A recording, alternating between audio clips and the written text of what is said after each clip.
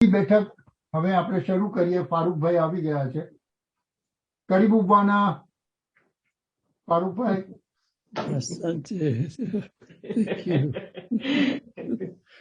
ભદ્રાબેન, તમે એમનો પરિચય આપશો અને આપણે બેઠકની શરૂઆત કરીએ. પરિચય, ઉદ્દેશ અને માંગણી. આજે ખરેખર હું ખૂબ ગર્વપૂર્વક ફારૂકભાઈનો પરિચય કરાવું છું, કારણ કે એક ખૂબ કાર્યશીલ સાક્ષર છે, પણ તે સાથે એમનો જે મારી સાથે જે અંગત પરિચય છે એના વિશે હું તમને પછી જણાવીશ. ફારૂકભાઈનો જન્મ ઝાંઝીબારમાં થયો હતો અને ત્યાં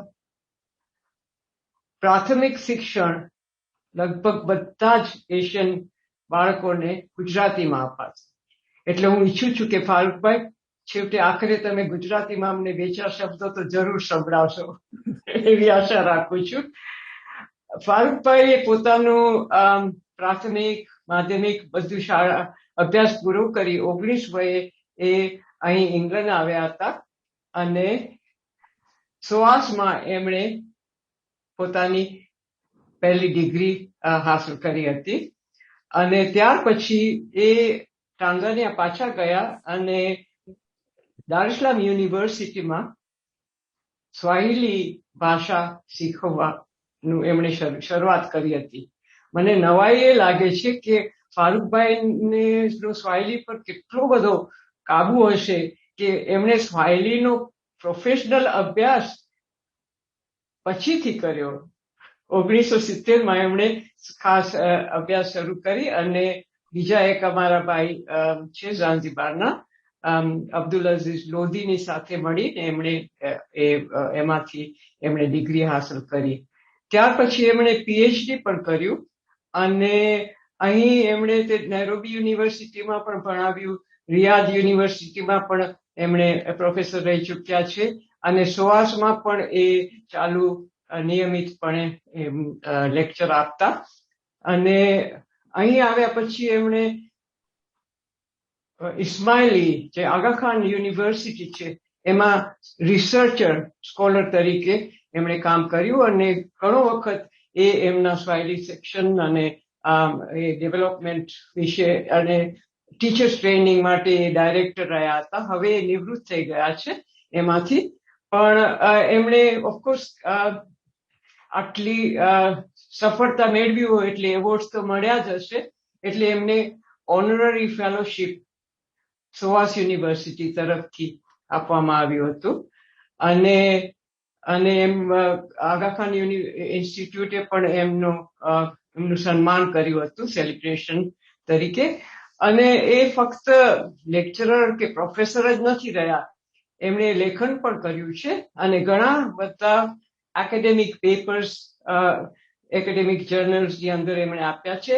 તે ઉપરાંત 2 નાટકો સ્વાહિલીમાં લખ્યા છે.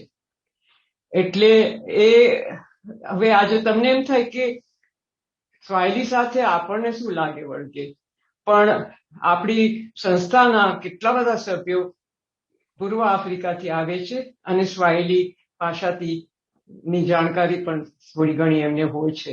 પણ જેટલી ફારૂકભાઈ પાસે હશે અને એની અંદર ગુજરાતીનો શું ફાળો છે એ આજે આપણને, અથવા તો સ્વાહિલીનો ગુજરાતીમાં શું ફાળો છે એ પણ કદાચ આપણને ફારૂકભાઈ જણાવશે એમ હું માનું છું. અને એ પોતાનું અંગત જે વાત છે એ આપણને કરશે, અંગત અનુભવો.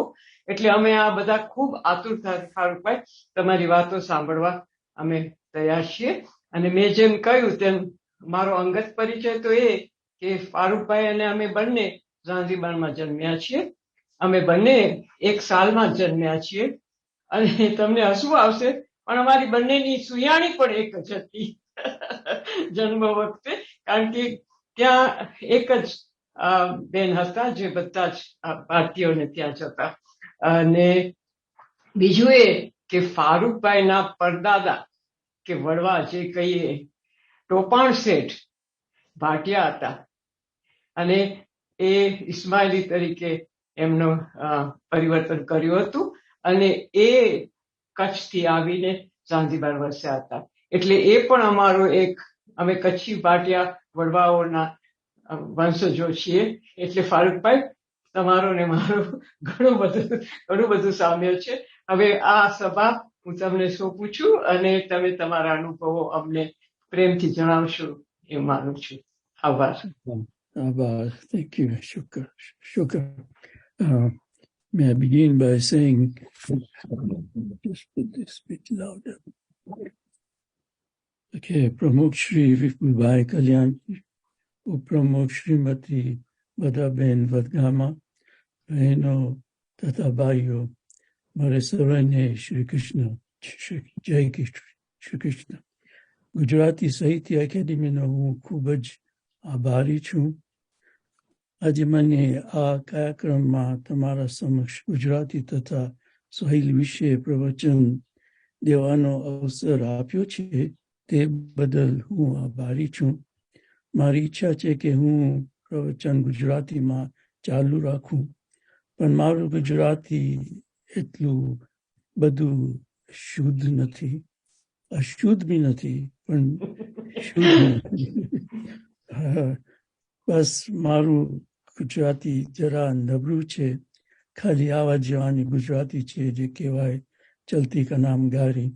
So I will continue, with your permission, I will continue in English from here, and I'll come into Gujarati now and again.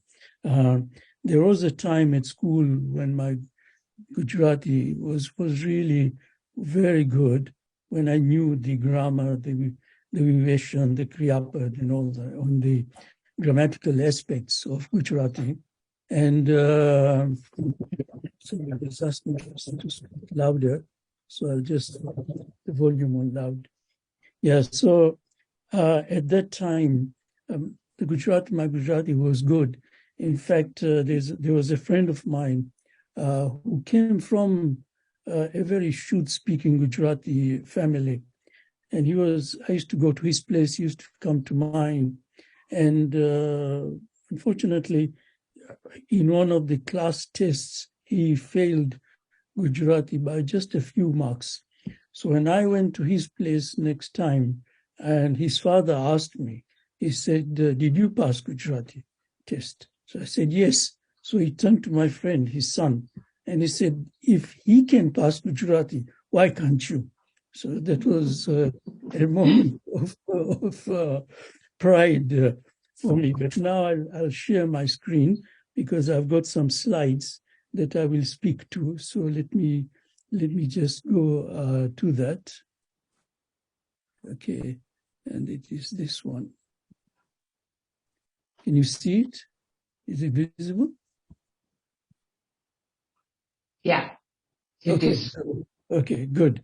So what I would like to do is to put this subject, the Gujarati interaction with literary interaction with Swahili, in a broader context, and that is to do with people and the way that people, i.e. not only the Gujarati-speaking people, but Asians in particular, have actually contributed to East Africa and the interactions that they've had with East Africa. So let me go to this slide and let me make it put it in the reading slide. Okay, reading view. Okay, so right. So the contribution to East Africa has been wide and deep, but in trade and commerce, which ranges from very, very large farms, which my grandfather also had one, to the small dukawalas whose impact in the inland of East Africa is quite large and quite deep as well. Very impactful, the dukawalas.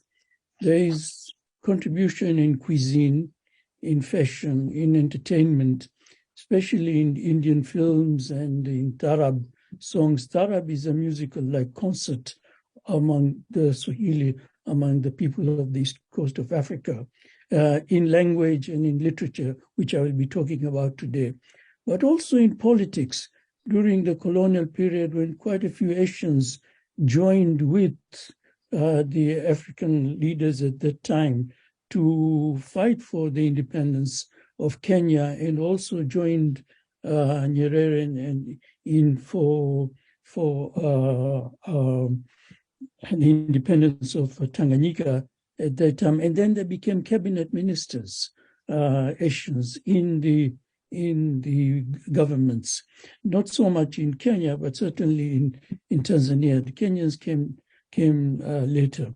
So there is that as well. And what I now see is that there are two signs which give us an indication of how Asian contribution to East Africa development is being appreciated, it is being recognized, it is being acknowledged. So there is these rising levels of acknowledgement. The first one came a few years ago when the Asians in Kenya were recognized as the 44th tribe. In other words, they were given a status within the civic society and the nation of Kenya. That was a very good example. The other example is that quite a few years ago, there was an exhibition in Nairobi at the Kenya Museum, and that exhibition was in the form of a boat, and it demonstrated through items, through photographs, through artifacts, the contribution which Asians had made not only to Kenya, but to East Africa. At that time, it was meant to be a temporary exhibition. Now it has become a permanent exhibition. And in fact, when I visited Nairobi last year, the place was being renovated, and the organizers are very keen to listen to people and for them also to contribute their stories, their photographs, etc. So I would urge that when you are in Kenya next time, do go to the Kenya National Museum, which is Uhuru Highway, not very far from the university in Nairobi, the city, and you will see this. It's a permanent exhibition. So there is now this appreciation of Asian contributions to East Africa. And also there is something else which is happening now, and that is the writing of memoirs by individuals who are Asians who have either come from Uganda after the 1972 expulsion or who are from other areas of East Africa. They are writing about their lives. And that is a very, very important and interesting development. And I would urge those of us who can do this, we should not think that we have not contributed anything. That's not true. Even just being there means there has been a contribution. And I would urge us to write our memoirs and our biographies, because especially as now our children are becoming very curious about where have we come from? What have we been doing in East Africa as such? So I thought I would start my talk with this introduction before I move on to the, okay. So my second slide then is really about,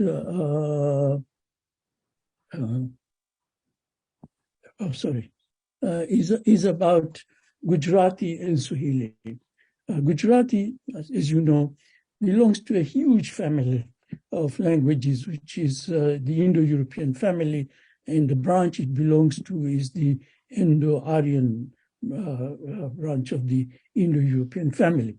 Swahili, or to give it its name, which is in Swahili, which is called Kiswahili, it belongs to the Bantu family, okay, which is located from around Central and East Africa right down to South Africa. And Swahili is a member of the Bantu family. And if you go right down to South Africa, Zulu is a member of the Bantu family. So what are the characteristics of a Bantu family? So there are two characteristics, and I will not go into much detail. One is that all the names, all the nouns in all these languages for a human being is the same. In other words, in Swahili we say mtu, it is muntu in another language, mundu, ubuntu, and from this, linguists have given the term Bantu to this family. Okay, so unlike Indo-Aryan or Indo-European, which is given the name from the continent or the places, location, as it were, geographical, this one is very much linguistic. So it is Muntu, Muntu, so it is Bantu. So that's one characteristic. Another characteristic is that all the nouns which are in this class are divided into singular and plural, and there are 16 such, as it were. So you have mtu is singular, the prefix m is replaced by wa, it becomes watu, plural, mti, singular, miti, plural, and then the same class of mtu, you have living beings. So mtu, it is mnyama, means an animal, wanyama means animals, mkuki is a spear, mikuki are spears. And this is how Swahili is spoken. Now, those who want to learn Swahili need really to understand this, but sometimes we ignore it, and that way it becomes sort of a new register of the settlers' Swahili, which then is communicated between the non-speakers and the speakers of Swahili, which is very usual. We do it in many languages, but I just thought I will give you the characteristic of this. So let me move to my another slide, which is very important. And that is, when we're taking linguistics, we're learning linguistics, we were taught that there are three characteristics of language, any language, okay, whether it is Gujarati or Swahili or any language. First of all, it is sufficient at any time for the needs of its speakers. Now, this is a very important characteristic, because sometimes we hear that such a language is weak. It cannot cope with modern society. But that's not true. Because why? Because of the second characteristic. And the second characteristic is every language has the capacity to borrow or to appropriate meaningfully. In other words, if something comes into Gujarati-speaking society or Swahili-speaking society, you have no name for it, you will invent it immediately from where it came from. So the word radio, at least in Swahili, is radio, because you don't have that. But it doesn't mean we can do without it. We should do it without it. No, we take that, and the noun radio then is placed in the class, in the 9th class, which I've not shown you, accordingly. So that's what I mean meaningfully. The same happens in Gujarati. You take a Gujarati, an English word, you make it Gujarati, and then it becomes part of the Gujarati language as such. This is different from code switching. Code switching is when you're speaking in English or in Gujarati, and then you switch to English. That is different, like I did. So that is rather different. Thirdly, this is a characteristic, again, based on these two, that at any time, it's like a bank. If a bank doesn't have money, it borrows. So at any time, it is all the time catering for its customers. Equally with languages, because of that, all the languages in that respect are equal. They can satisfy the needs of its speakers at any time. Through research, through appropriation, through borrowing, it does that. Okay, so that's my sort of thing about this. So let me now move move forward to Gujarati, to this interaction, because that's my topic. So what is the interaction? between Gujarati and so at the vocabulary level, you have had it reciprocally. What I mean by that, it is you had Gujarati going into Swahili and Swahili going into Gujarati. Now, those of you from East Africa must be quite familiar with this. I'm not giving a very huge, I'm not giving a huge, I've just taken some, what I think are significant words because they represent different things. So you have Gari, of course. So Gari, so you may not know this, but there is also an English word which has come into Old Swahili. Now it is not used, that word, which also means Gari. And it's called, we call it, no, here it's called motor car. Well, the Swahili, or touring car, means it's a car in which you tour. Okay, so some old Swahili would know Gari also as touring car. So touring car, it's from touring car, but from the Gujarati, it is Gari. Then you have Hundi, which means a check, again, from the commercial. Of course, then these two words are from the cuisine, chapati, which is worldwide, from Gujarati. I think it is a word, it is the whole world. Yeah, and of course, the Swahili have taken it, chapati. And also this type of sugar, which is gur, and we say sukari guru. So that's, again, these two are cuisine. And then mogo, which is from hogo. Very significantly, bepari. Bepari, of course, is Bepar, who is a merchant.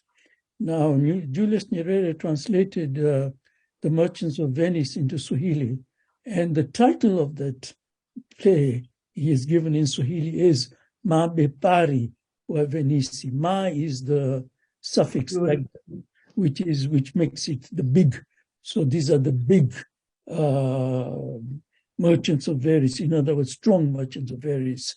Now Bepari, but Bepari, once it in the Azimio La Arusha, when Tanzania became socialist, this word Bepari then became synonymous with those who exploit, those who are very so big merchants who have depended upon others. So this word then has a two-sided meaning.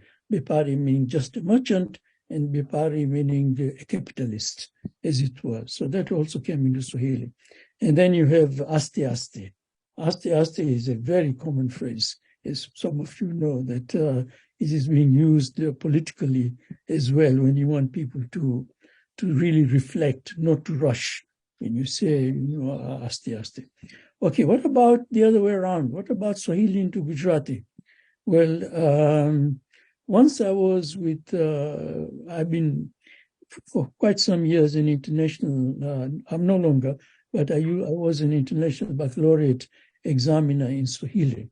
And once we had our meeting of examiners, and this examiner of Swahili, of Gujarati, he told me, "Oh, you are the examiner of Swahili." So he said, "I get many words in my exam papers which are not actually Gujarati." But these children, they think it is Gujarati. So exactly, I forgot that. Yeah, thank you. Here it is chafu, chafuche, okay, sufurio, pasi. And I want to ask you one question. You can answer me now or later on. The verb for pasi, is it pasi maru or pasi karu? So let me know, because in Gujarati, in Swahili, it is kupiga pasi. So it is pasi maru. Yeah. So I don't know how this will be in the. And the other day, we were sitting, a few ladies and men around the table, and I just asked casually, and I said, "Oh, what is the word, Gujarati word for kitchen?" And the ladies immediately said Jikoni. Jikoni is Swahili. So one lady got up to get her mobile phone to look at the dictionary, but another man immediately then said, no, it is not Jikoni, of course. It is sort of, so he gave the name. So sorry, exactly. So this is just the, if you like, the interactions which are at that level. The level. Farouk, you know that we have a restaurant called Sokoni. Oh, really? Oh, yes, yeah. It's very, very popular. Sokoni, okay. So you have these, so this is at the vocabulary level. Okay, let me go now to another level, which is the textual and the literary level. And I've got 2 slides for this. Now, here I have to acknowledge my friend Abdulaziz Lode. I don't know whether he made it to this call. He said he might not be able to, but he has written a chapter in a book, and this is the book I've given you here. It is called Knowledge and the Indian Ocean, and it has a subtitle. I've not given a subtitle, but it's Knowledge and the Indian Ocean. And from page 225 to 243, Abdulaziz has his article. And in that article, he has given quite interesting information about what is happening. And I've got a suggestion for the Academy here, if I may humbly put forward a suggestion based on this. So let's just go through this. What does Abdulaziz Lodi tell us? He tells us that there was a Gujarati speaker, a Gujarati person called Alidina Somji Lilani. He produced a Swahili grammar in Gujarati in 1890. Now, that would be interesting if we can get a copy of that. At least the Academy can get a copy of that. That's number one. Secondly, a Parsi physician, Dr. A. Atani, he wrote in Gujarati a history of Zanzibar, which was commissioned by the Karimji Jivanji family in 1911. Again, if you ask perhaps Abdulaziz more about this, but it would be so interesting to have a copy of this somewhere, if we can find it to research like that. So that's my second one. And then he says there was this is fairly recent, 1949, a CID inspector in Zanzibar, Mr. J.P. Ketani. He translated Bishop Edward Steele's Swahili Exercises. Now, this book, Swahili Exercises, is a book which was the very first proper grammar book in English by this bishop, who was a bishop in Zanzibar of the Anglican Church. In fact, he died there and he's buried in that church near Mkunazini, near those of you who come from Zanzibar would know where to locate it. And apparently this man, Mr. Katani, has actually translated it into Gujarati in 1949. So this is a teaching aid, as it were, which is in Gujarati, which would be very interesting, again, to acquire, as it were. So that's one slide. My second slide is that he mentions a few Gujarati speakers who have not brought them here, who have written poems in Swahili. So again, if you look at that chapter, you will see their names at the time. He also talks of a very a singer called Ustad Jumabalo in Mombasa, whose parentage was also Indian, who sang Tarab songs and some of them in Indian film tunes, etc. And there's also, I would like to recommend, for those who are interested in these things, a book by a scholar called Andrew Eisenberg. This is forthcoming. It will be published next year, 2024, on what he calls Mombasa Soundscape. And the book is called Sounds of Other Shores, where he explores what he calls Indian Tarab. Now, what is Indian Tarab? Indian Tarab is music, the Tarab music, which has drawn from Indian films and Indian vocabulary, etc., which is, of course, which is very, very interesting aspect as such. So that is another thing. And then I would like now to come to the subtitle of this talk, which is personal reflections. So what are my personal reflections in terms of Gujarati? So I'll do this in the remaining time. Okay, my personal reflection is that to begin with, Gujarati is, of course, my paternal connection, because my father spoke Gujarati, spoke Kutchi, spoke Gujarati, and of course I went to school. And in school, I'm grateful to especially to these three teachers who are Gujarati speakers, Gujaratis themselves, Master Gia, Master Joshi, and Master Dosani, who from Standard 1, Standard 2, and Standard 3, respectively. And at that time, we used to use this Barpoti. And I haven't seen a copy of Barpoti since I was, I don't know, 7 or 8 or 9 years old.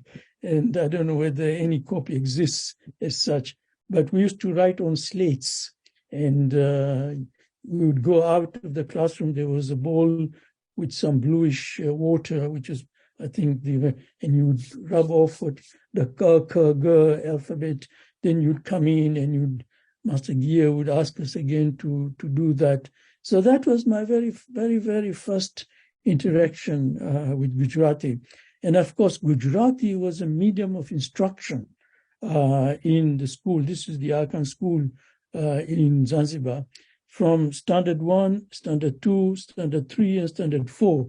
In other words, from the ages of around 6 to 8, so 6, 7, 8, you learned Gujarati both as Gujarati as a subject, but also the medium of instruction in other lessons were also in Gujarati. So the foundation then becomes very, very strong at that time. And of course, then English takes over from Standard 5, then you up to Standard 12, English becomes the language of instruction, and Gujarati as a daily subject. So you only learn Gujarati.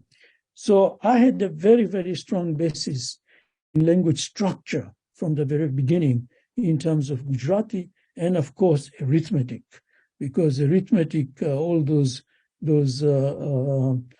tables, including the pa, the quarter, which used to do then the paikupai, but and then all the tables then, which were really, really, really very useful because we were asked to memorize them, and it was not like 1 to 10, as you know. In English, it is 1 to 10.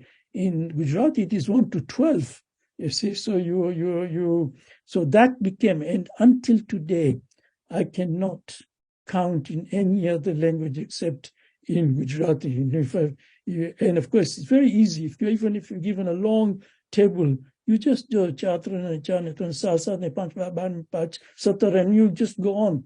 See, because it was sort of drummed into me from very, very young age. So that is, and of course, my time is running out. But my favorite subject was, of course, Kavita. So now I'm going to ask your help, those of you of my age, to just tell me what you remember of these kavitas. I know one of the kavitas. I think Badra will remember this. Badra, we saw us one day. We actually in a meeting, which was I think organized by Sharmina Ohani and Anjum Mukaddam at that time. We actually went through that. So let me give you these kavitas and you help me. So this is now going to be a little bit entertaining. So I've got 3 kavitas and a story. So the first one, of course, I'm sure you all remember, Oho Ate Sunkewai.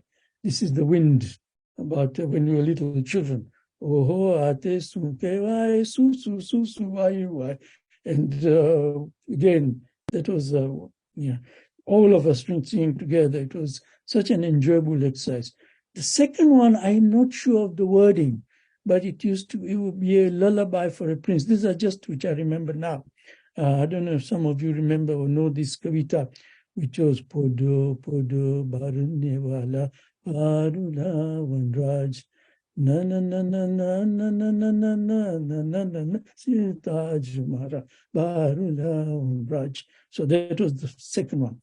The third one is very interesting because the third one, we're in Zanzibar, but we were taught this poem, this Hare Dost Chalo Dada Jina Deshma.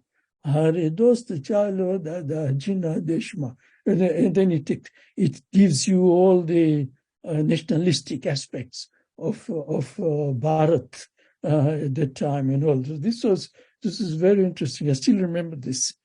The fourth one, I've said three, but I'm giving just a fourth because I don't remember anything about it except the title, which is Rangila Umang Sipai.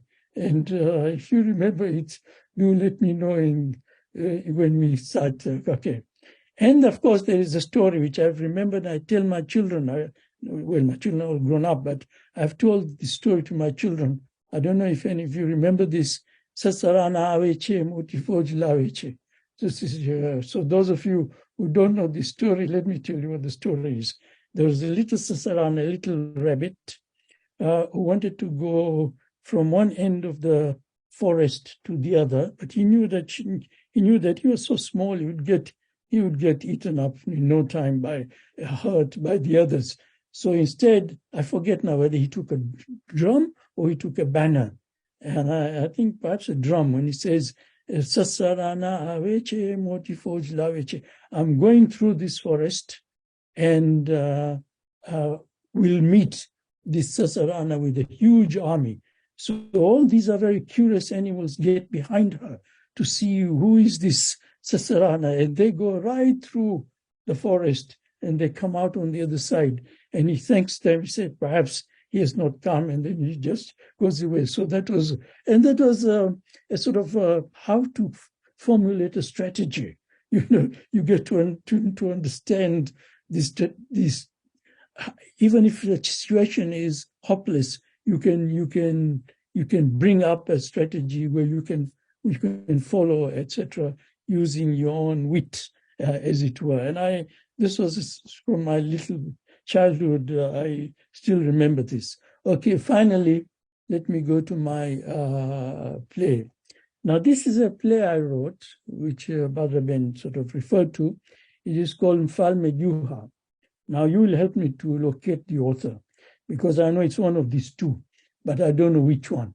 So it's either by the father, which is Dalpatram Dayabai Trivedi, 1820 to 1898, or by his son, Nanalal Dalpatram Kavi. Of course, he's given the title of Kavi.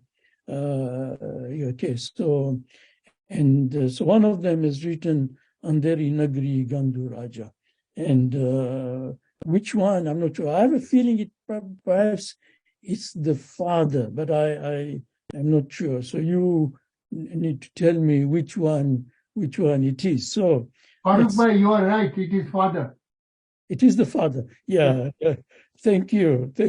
So how does it go? Well, this is how it goes. Okay, let me make this a little bit larger, if I can. Oh, I can't. But sorry, something else come up. Sorry. My colleague has It's fine. Just we can all read it. Okay. So as he said, so let me read the first two. So Puri ek andheri ne gandu raja, take sher khaji ne take sher khaja, badi cheez vechaye tyan bhav eke, kadi sari puri na veche viveke, kya jai charya be guru ek gayo gama mangwa Shishya pelo, Lidi Sukri Hati Api Hato, Guru Pas Jaine Kahe, Khub Khatyo. So this is his greed. This cello things. Now we have come. Everything is sold at one price. we are going to make a killing here, as it's so to speak. And then the story moves on, how then the guru advises his chello that, look, in a country like this, you should not stay. And in my translation, by the way, this is by the by, I used a Swahili sentence there. I said, what did I say? I think si kitu kizuri au si kitu busara kukaa katika nchi usiyojua inavyotawaliwa. It is not wise to stay in a country which you do not know how it is governed. And one politician later on, long after my play was published, used this as an open letter. Wow. Yeah, this phrase that it's not wise to stay in a country we don't know to that. So that was so my play. Sorry. Oh, what's happening? Oh, I don't know. I don't understand. Nothing. It's fine. We can see the poem. No, I want to go to my second slide, but it's not allowing me. Niraj, do you know what is happening? Oh gosh. No, I can see it fine, but I don't know. Maybe you want to stop the share screen and start again? Yeah. Okay. Yeah. I think that will be good. So just bear with me for a little while I'll stop sharing. Okay. August. Here you are. Stop sharing. So let me go back again. Let me put it off, and then I will go back again. What is it?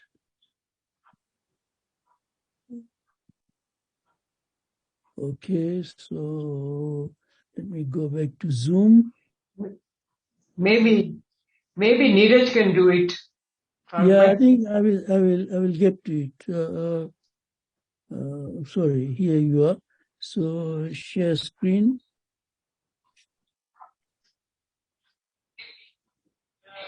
Okay, I've got it. Okay. Can you see it now? Yeah. Okay. So let me go to that one, which I now want to go. Number So 13. can you see it now? Yeah. So this is my Falmeduha, the king. Let me just expand it a bit. Okay, so that's what was written. So this was published in 1971 in Nairobi. And here I'll put my cursor. I don't know if you can see it, but near the left side, which I'm circling with this, okay, is the name of the cartoonist who has drawn this, and his name was Hurst, Hirst, an English chap who was he became later quite famous, but he was just starting at that time. He had quite strong views, sort of leftish, not sort of leftish, but he was anti-establishment view at the time, and he was in Nairobi. And he drew this in a particular way that I will not mention, but if you can probably see something in it. So this is the Falmeduha, which was published. So I just wanted to share this with you as it were. And then, so that was about the play. It has been a play in the curriculum of both in Tanzania twice, and it has been reprinted about 3-4 times as well, because the consumption is so fast. And so this was I've taken the same events which Delpatram gives about the thief going into rob and the wall falling down and all that. So this follows that very much, the Delpatram sort of plot, but I've Swahilized it in a way that I put a poem inside my own poem, etc. And it has been sort of written about in English as well by scholars. If you like, perhaps I can send to you one of the articles on it, which has been somebody who's an Italian scholar writing in English has compared this to an Italian play as well. So I can send that. Yeah, I can. I can do that later on. Okay, so that's it. So I thought with Niraj's help that we can end this talk by a song now. Let me explain the song because I've got some slides before Niraj puts it on. It is called Unguja Yetu, our Zanzibar. And this is sung by Sheril Hussein and Fatima Qasim. Now, these two composed by Sheril Hussein and I think put to music by him in the sense, but Fatima then joins with Fatima Qasim. Now, this talks about Unguja Yetu, our Zanzibar, kisiwa chetu, our island. Mungu aibariki Unguja Yetu. May God bless our island. Haina matata, it has no problems. Well, this is very much, of course, utopian. Wala mashaka, no difficulties. Mungu aibariki yetu. So that's okay. And then Kule Mwembeladu. These are areas in Zanzibar. Kule Mwembeladu, Kule Mnazi Det, Mwembeladu, Det, Mnazi Moja. We played together, we schooled together. Time has passed. Now we are scattered.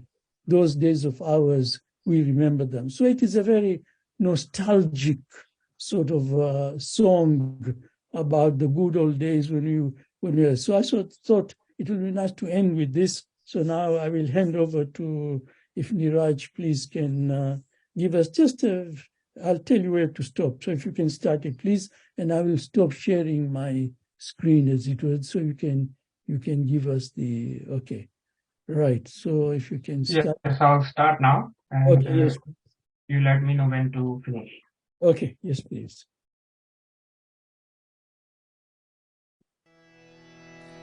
Unguja yetu, kisiwa chetu. Unguja yetu, kisiwa chetu. Mungu aibariki Unguja yetu.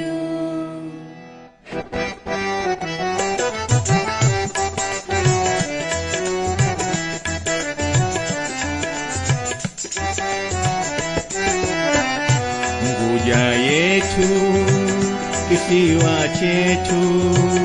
Unguja yetu, kisiwa chetu. Mungu aibariki Unguja yetu.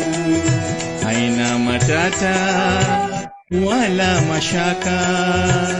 Haina matata wala mashaka. Mungu aibariki Unguja yetu.